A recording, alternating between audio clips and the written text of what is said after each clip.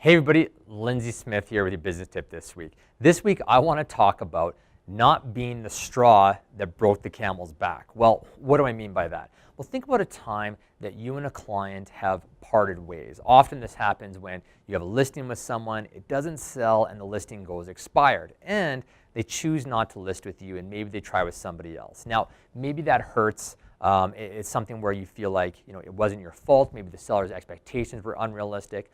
But relationships typically deteriorate for a multitude of reasons. And it's not just one big incident, because anytime a problem happens, people really look at the way that you can solve it. But what happens is that it's all these little things that pile up till eventually one little incident happens and it's the straw that broke the camel's back. Well, don't let these straws build up to eventually have that one final catalyst that deteriorates the relationship. So here's what I'm talking about. If you said to your client you're going to send them a piece of information, do it.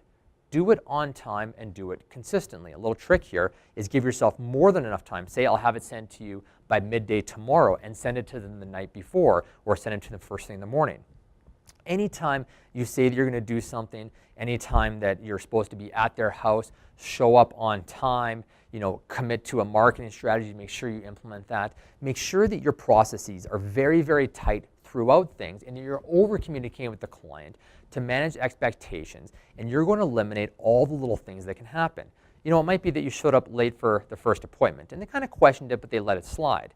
And then you said you're going to get a CMA to them and some information to them later on in the process, and you're a few days late. You said the listing was going to be on the market by Friday, and it didn't go on to the following Monday. And now you're out through the marketing process. You said you were going to have the sign out. It wasn't there on time, your feature sheets, and a few things build up till finally this has been stewing on it. And maybe little things happen, like a client leaves the door open before leaving, or a realtor does, or the lights aren't shut off, and they come in and they're just like, that's it, I'm canceling the listing. And you say, over that little thing.